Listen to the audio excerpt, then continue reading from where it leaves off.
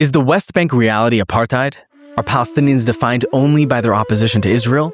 What is the future of Judaism? What's Israel's relationship with its Arab neighbors? I'm Yirmiyahu, host of the new podcast from Unpacked, Borderlines with That Semite. These are the kinds of questions that end friendships and dinner parties, the ones most people won't touch. On Borderlines with That Semite, I walk straight through the minefield. Every episode, I start on the street, asking regular people what they really think about the question everyone's arguing over. And then I sit down with an expert or insider who lives it, often someone who sees it completely differently than I do. And instead of scoring points, we actually talk. A Palestinian political leader, an Ethiopian Israeli scholar, a rabbi rethinking what Judaism is becoming. I bring strong convictions. So do they. We leave behind the talking points and have real conversations that most people are afraid to have. Come for the questions you've been scared to ask. Stay for the honest answers. Search Borderlines with That Semite on YouTube or wherever you're listening right now. New episodes weekly. What's up, everyone? Noam here. Wondering Jews has the week off this week. Woo! I don't know if this is true for you, but for a lot of our team, kids are coming home from camp. People are on vacation. I don't know personally what the word vacation means, but people tell me it's great and that I should try it. And I will. I love a good vacation. You know, feet up, chilling at the beach. I'm a beach guy over a mountain guy. Whatever you're up to, but I like mountains too. But whatever you're up to, as we get ready to close out the summer, I hope it's restful, meaningful, and that the temperature outside is reasonable. To close out August, we thought it was worth it to revisit our conversation with Rabbi Avi Killip, the executive vice president of Hadar. Avi has done a lot of thinking about the future of Jewish movements, Jewish denominations, maybe thinking about Jewish life post-denomination, whether denominations and movements still matter, whether that language is antiquated, what it looks like without movements, and what implications that would have for American Jews, and really, all Jews. She's also asking some profound questions about life, like, will people still pray in an age of AI? Why doesn't all of this Netflix binging make me happier? These are the kinds of questions we love. And Mijal and I are going to explore more of them this fall. But for now, enjoy the episode, and we'll see you on the other side of the break. Welcome to Wondering Jews with Mijal and Noam. I'm Mijal. And I'm Noam, and this podcast is our way of trying to unpack those really big questions being asked in the world today about Israel, about Judaism, and about the Jewish experience. This episode is sponsored in memory of Leo M. Bernstein. And this is part of our series on denominations. Noam, you and I have been having a lot of fun and learning a lot. Yeah. Just talking to different individuals, scholars, leaders, trying to understand denominations in American Judaism right now. Where are they going? What big questions do they bring up?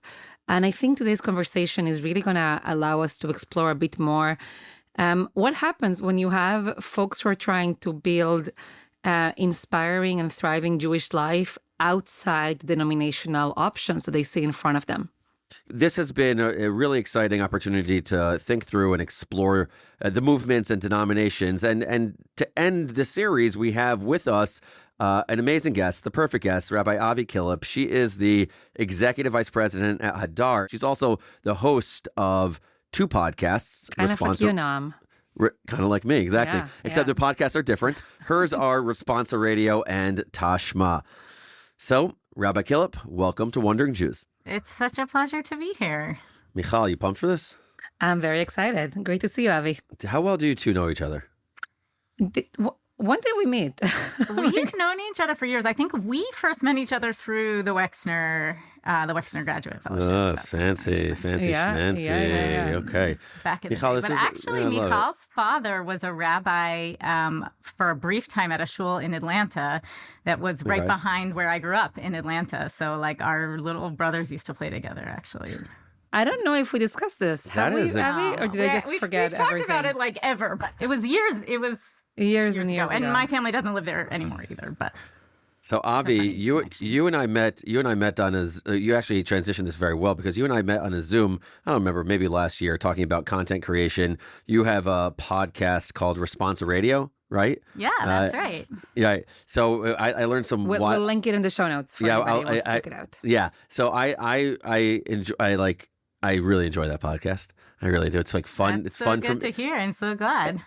Yeah, it's fun. It's fun. It's fun. I learned that in France, you could basically eat any bread you want. And in Italy, you basically can't eat any for kosher reasons. Is that, like, I learned that on your podcast. Do you know what I'm talking about? Did I make that up? No, I don't think you made it up. Right. It's about like how people make food. Also, there's cheeses. Also, there's like certain countries that make the cheese is problematic and certain countries where the cheese is less problematic, I believe. Whatever. I just learned that. I learned interesting things on your pod. So yeah, I think the podcast is a great sort of segue to this topic also, because it's answers to Jewish law in modern times, but not necessarily for any specific kind of Jews. So right. So you were really interesting because you're talking about your childhood growing up. What we want to talk about, we're in this, we're doing this. Mijal and I are really enjoying these conversations with different leaders in the Jewish communal landscape, Reform leaders, Orthodox leaders, conservative, non-denominational leaders, Reconstructionists, thought, whatever, all different types of leaders. And it's interesting to hear people's stories, how they came to where they are now, and also how you're thinking about what you're doing now. I learned that you, growing up with Mijal's brother, when you were 10 years old, you wanted, like, I was playing baseball at 10, stopped at like 12, 13, really focused on basketball after that, focused on a lot of other things. But you were 10 years old and you started thinking about becoming a rabbi at that time. Is that right? Yeah, it's funny. That is true. I used to say, like, 10-year-olds can only want to be things that they know about, right? So it's either something famous, like a sports, like an athlete or a singer, or it's your teacher, because, like, it's something or a doctor, someone you interact with. So I had this idea at 10 that I wanted to be a singer and a teacher, and I had an epiphany that a rabbi is a singing teacher, and, like, this could be the ultimate goal. And then I went through a phase of many years where, like, my mom would tell people she wants to be a rabbi. And I would be like, oh, God, Mom, stop. Don't tell people that. This is humiliating. And like really denied it until I got to college, and then sort of had like a second adult version of like, oh, like probably as close to what you would describe as a calling. Like, this is something I need to do. This is something I really feel passionate about. What kind of community did you grow up in terms of just, we're going to talk about denominations, post-denominations. What was your Jewish community and the rabbis you saw growing up like? Yeah, so I grew up fully in the conservative movement. If what you mean by the conservative movement is the institutions that I associated with, I went to a conservative synagogue. I went to a Schechter day school, which is a conservative movement day school. I went to Camp Ramah. I was active in USY. I like really was raised in the conservative movement institutions, like very, very clearly. I used to say, sort of tongue in cheek, I grew up conservative, which means I went to shul every Shabbat morning, and then I went to piano lessons in the theater in the afternoon, like to give you a sense of like conservative Jewish practice, which is different than my practice now. I went to a pluralistic high school. Actually, when I was in high school, the word they used to describe the school, I don't know what they use now, was trans-denominational.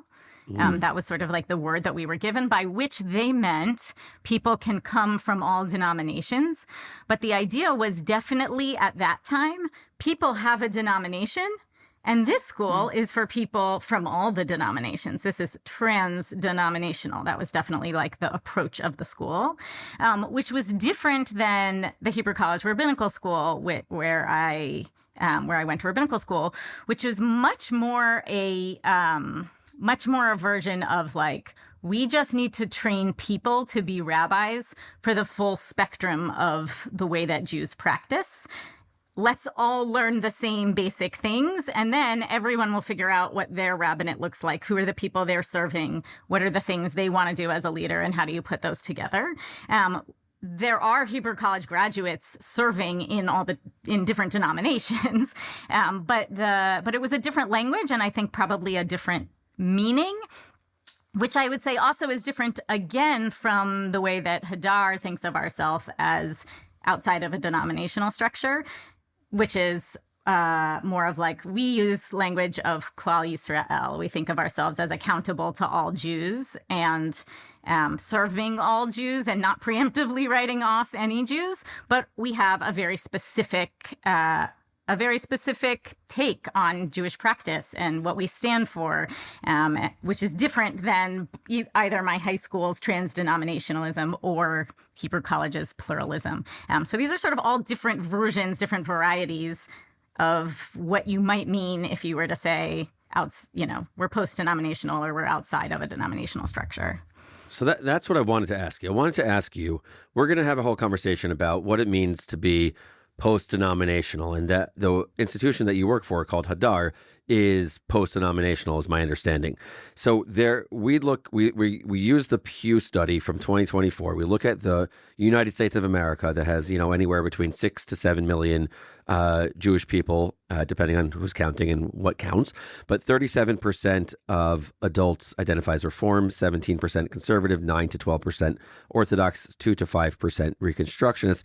And then interestingly, 30 to 32% is non-denominational. So or just Jewish. Right. Well, or just Jewish. Those are two categories, or it's one? No, the one that I have in front of me is non-denominational, but it could be that it's also just Jewish, or to describe itself as non-denominational or just Jewish. Yes, Michal's right. So could you tell us, speak to me like a fifth grader. What is Hadar trying to do? How does Hadar fit into that? What is Hadar? Yeah. So I'll start with the response to the statistics, actually. And it's interesting that it's like what we're asking people is, what kind of Jew are you? First of all, I would say post-denominational. I almost want to say Hadar may be also pre-denominational. Like denominations are actually not the most ancient inherited form of Judaism, right? Like Judaism has been around for way longer than denominations. There was a moment where denominations was really like the primary way that the community was organized and self-organized. I think that mirrors actually like Christianity sociologically. I'm not a sociologist, but my understanding is like Christianity also was like very denominational in a way that it isn't now. And maybe the Jewish community is mirroring that a little bit. It used to be that if somebody told you they were a particular denomination, or they went to a particular school from a particular denomination or synagogue from that denomination, you could then deduce about them, like, what do they think? What do they believe? And probably some things about what they behave.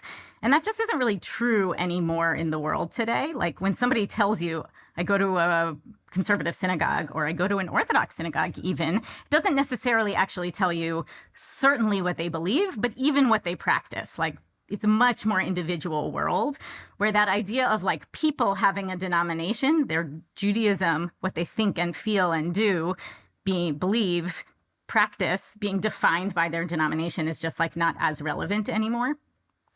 So Hadar is an interesting parallel or an interesting response to that. Hadar, we really have particular values that we stand for, particular vision that we stand for, which is different than I think a lot of the like post-denominational world, which can be a like, meet everybody where they are. Everything is fine. That's not the take of Hadar. We stand for halachic egalitarian Judaism, meaning like tradition, Torah, and mitzvot that we believe in. We're just applying them in an egalitarian context, and by that I mean gender egalitarian, where men and women count equally in all things ritually, in tefillah. In our Beit Midrash, they come together. At Hadar, we're trying to create vibrant, thriving communities of Torah, Avodah, and Chesed, which are sort of foundational principles on which the world stands that we're drawing from the Mishnah. They could translate to Torah as in learning, Avodah as in service, but also prayer and worship. And Chesed, our definition of Chesed is sort of like the culmination of all religious life is kindness. And is chesed. So all of those, that's really the mission of the organization. Avi, I just want to share for our listeners who don't know, because you, just for those who don't know, and tell me when I'm getting something wrong, Hadar is an institution in the Upper West Side of Manhattan that has many parts to it.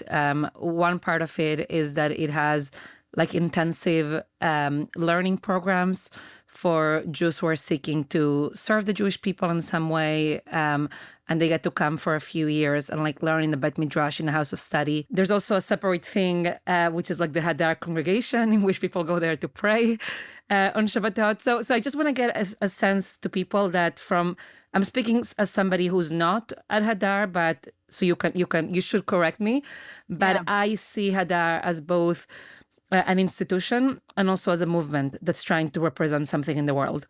Is that a fair way of describing? Yeah, I think that's beautifully put. It was so fun to hear you sort of describe our programs, which you really hit most of. And I think you really nailed it. You said Hadar is an organization. Hadar is also a movement, which I think is true. We are trying to create a lived Judaism where people can actually live their lives differently, not just like come to a great program and enjoy it.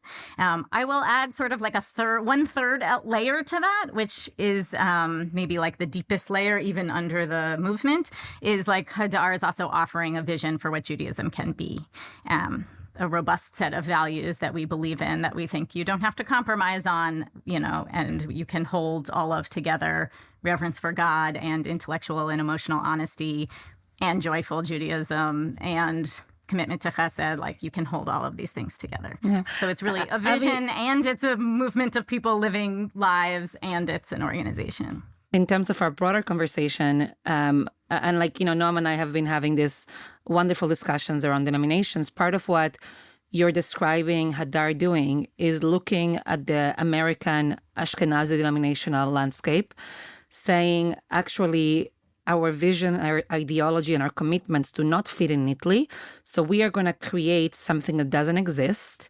We are not going to retrofit ourselves only to the available options that exist, and we're going to do it through a vision of what it means to serve the Jewish people, even if it's outside the denominational spectrum. So both the details of Hadar are important, but I'm also just naming this like meta move that I think Hadar and some other places represent, which is to say, we're going to create something that doesn't exist with the existing options in front of us, and we feel confident enough to believe in that.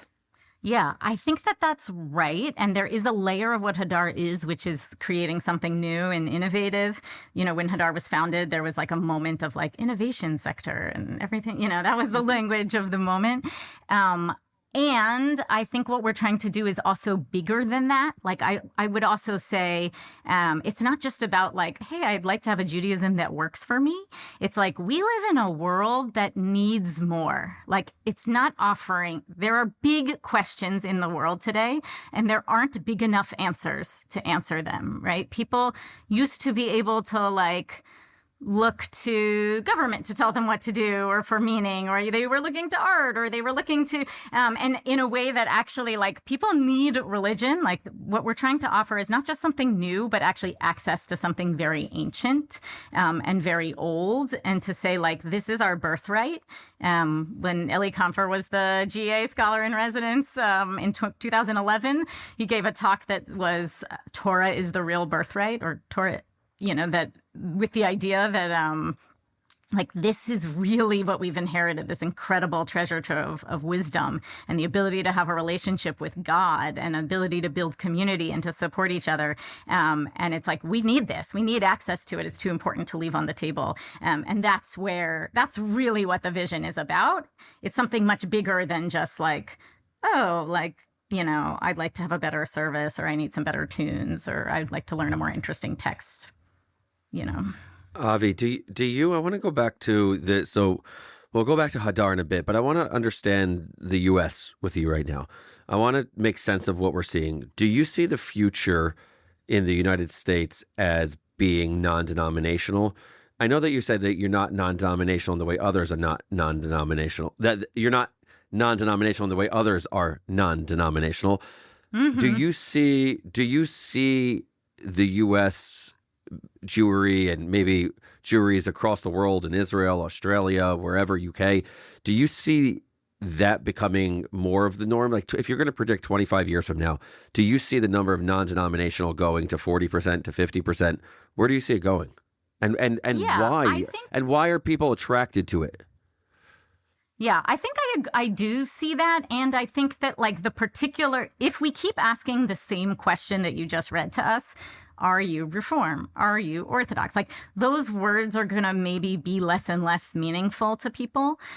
I don't think that we are going to live in a world where there's no distinction between communities. Like, I really do believe in the value of having like your group of like Chaverim is, I would say, as like a reference to like a Mishnaic, like Chaver and Am Haaretz, like you have to have your insiders. I would say now like Chevra, like you have to have your group of friends. You have to have a community and a synagogue or a school that you can go to and find people who have shared values and want to do shared practice with you, right? Like that will have to exist. I think that that's both important. People need it, and you can't I'm not a person who believes that like every space should be pluralistic. It's fun and it's important to have spaces like that. It's like Hillel is a great space for that on campus, right? We came together for a few years. Let's figure out how to make it work. And I'll make Kiddush this week and you make Kiddush next week. And we'll fight about all of our practice and we'll figure out who we are and what we believe. Like it can be very generative, but I don't believe that like everybody needs to live in a pluralistic space all the time. I really do believe that like it's good to have shared norms and peer reinforced practice amongst people. So I'm not saying I think we will live in a like every man for himself world where everyone has their own practice. But I also don't know whether like the title of conservative movement or reform movement are necessarily going to be like the titles that are going to take us into the next stage. Like the most exciting organizations and even the most exciting synagogues right now in the country are more about like, what is that leader doing and what is that community in particular building? And they're less and less tied to like what's happening in a movement. The umbrella organizations of like a capital M movement is just like not necessarily the most useful frame anymore. When we look at American Jewry, I think increasingly denominations are becoming irrelevant as a way to kind of like show what's really dividing and separating Jews. To me, the real question is a question of obligation that goes in two directions. So I would say there's some parts of the Jewish people that see themselves as obligated to Jewish law and a part that doesn't. And that to me is like a more important than like denominational labels. And then the second is, do you feel obligated to Jews around the world, including the state of Israel? And that, to me, it also feels like a major splitting line. So I'm just seeing kind of like some of those old frameworks that used to matter so much, matter less.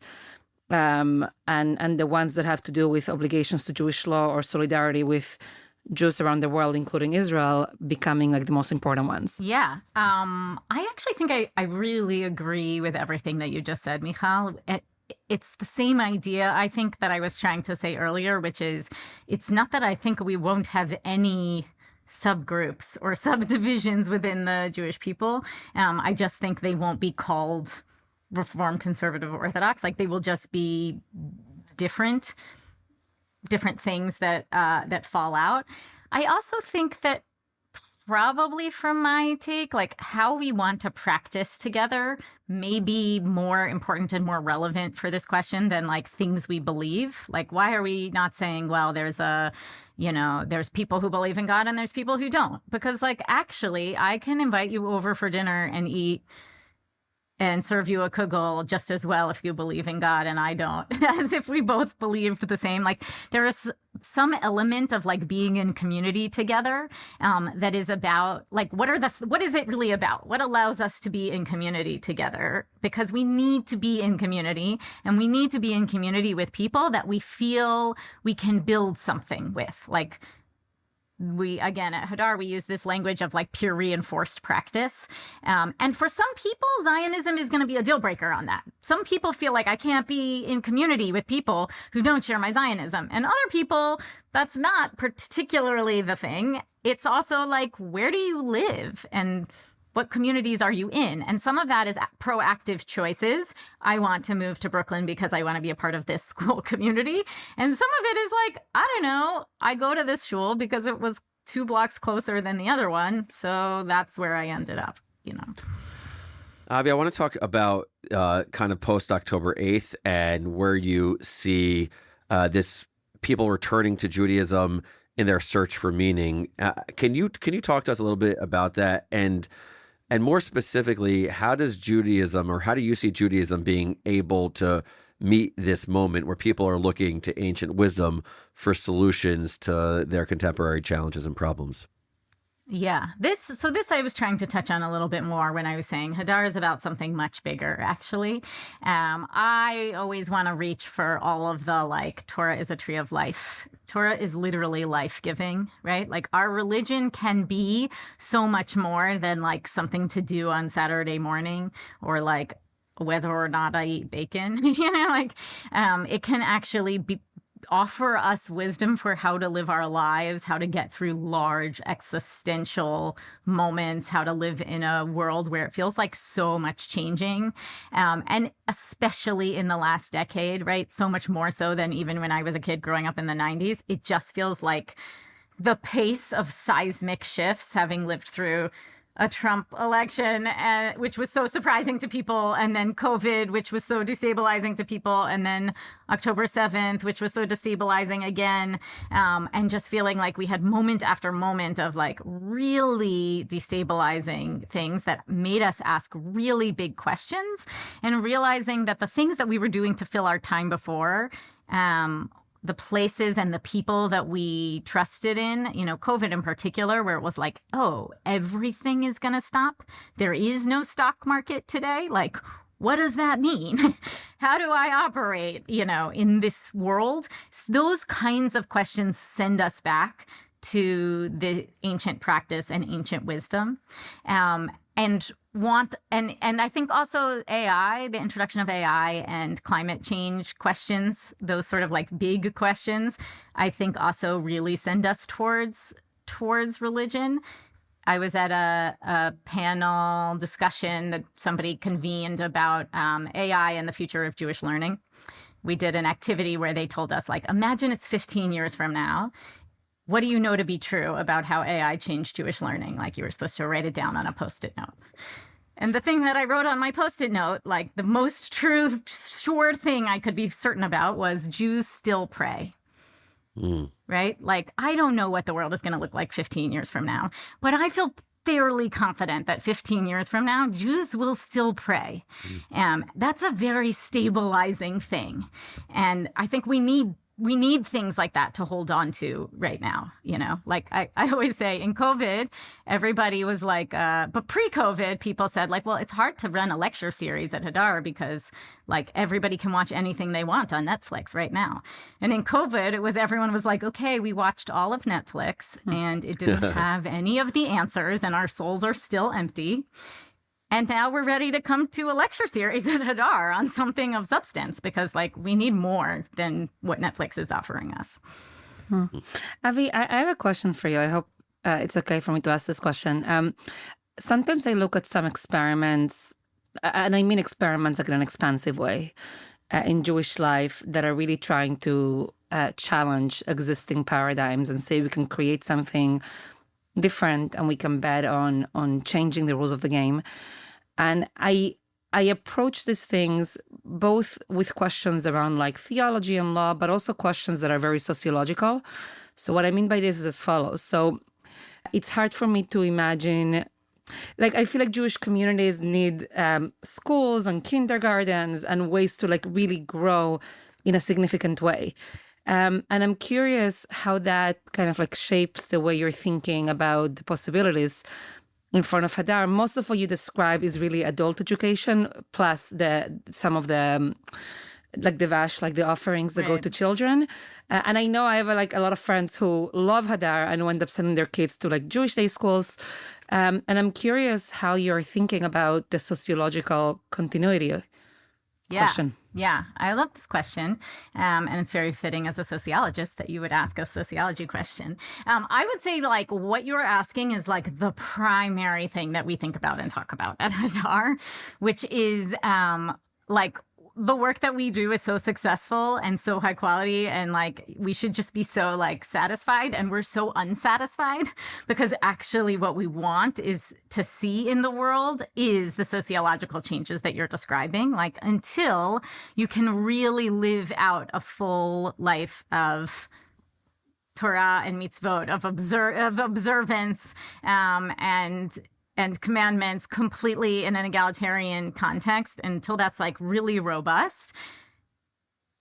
In order to have that, you will have to have schools to send your kids to. And synagogues, shuls to daven in, or minyanim, and you will have to have camps to send your kids to. And mikvahs and butcher shops. That reinforce all of these values, and Torahs written by Soferet and all of the a famous scribe.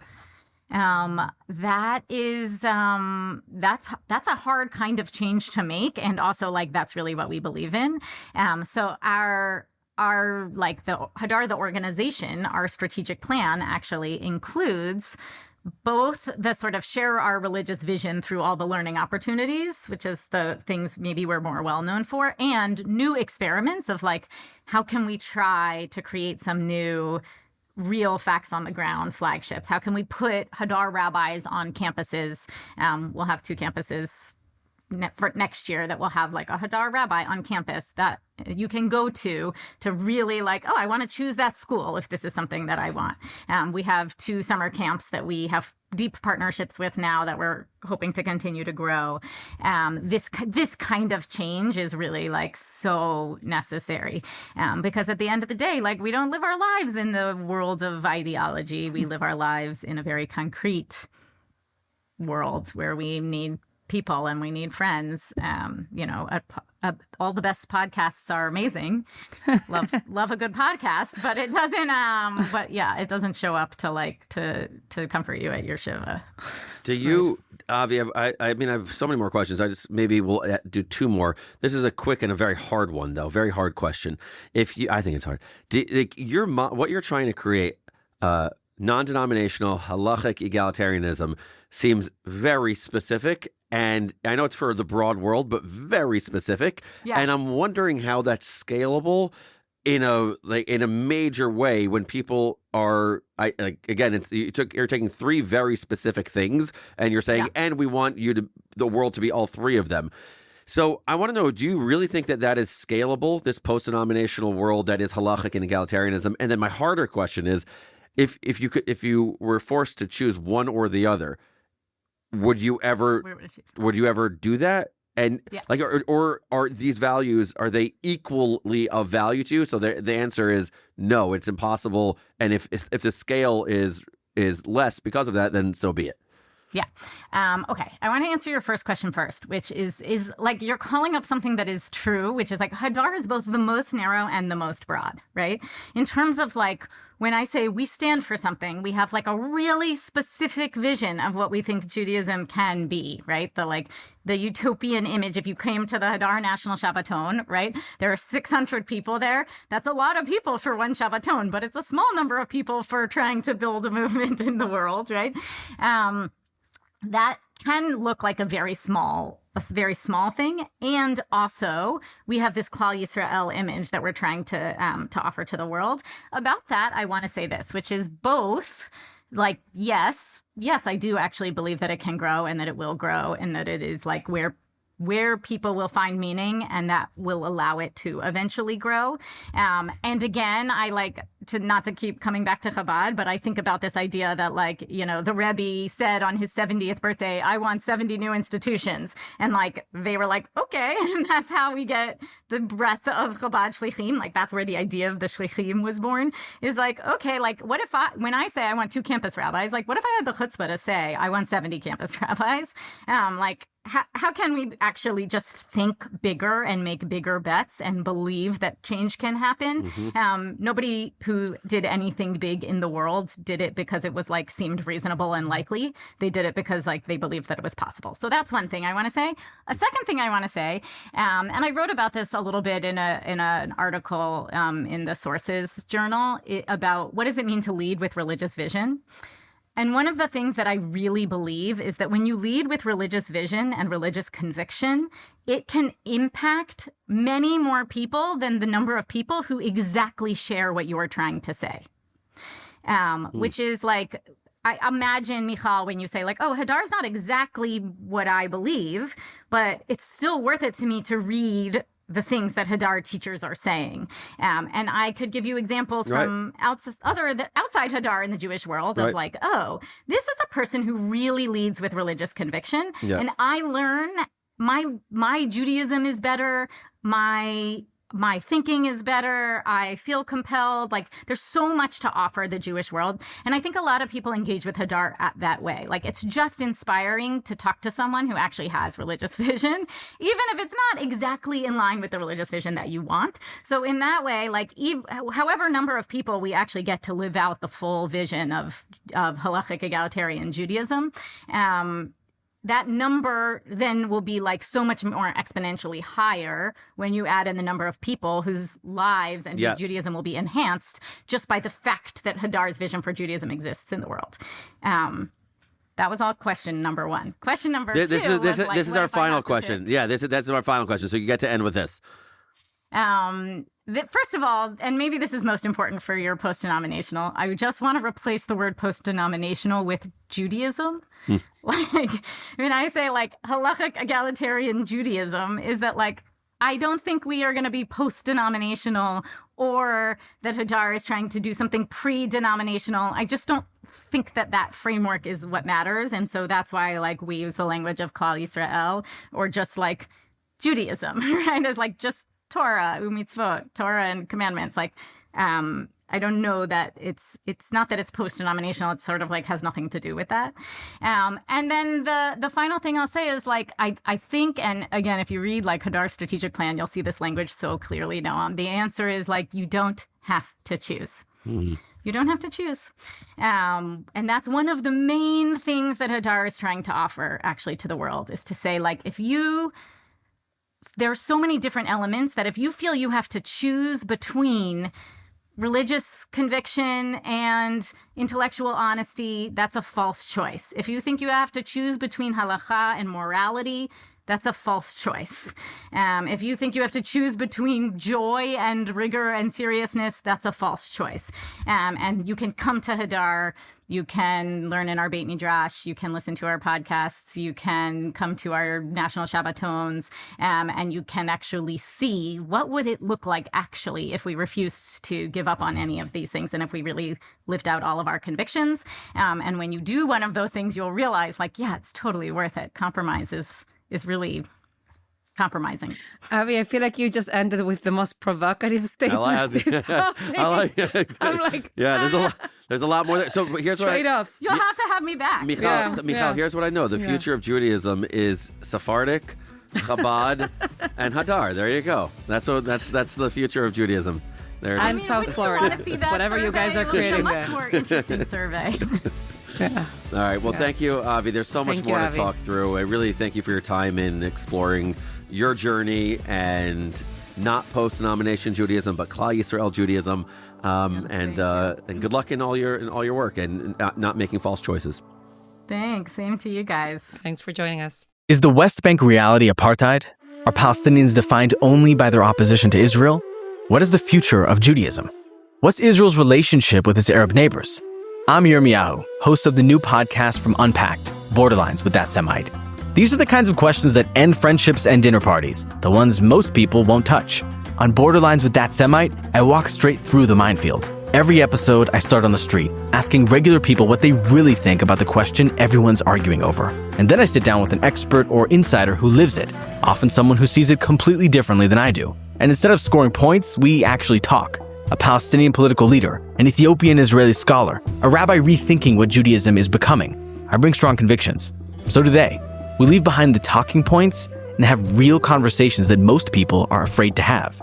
Come for the questions you've been scared to ask. Stay for the honest answers. Search Borderlines with That Semite on YouTube or wherever you're listening right now.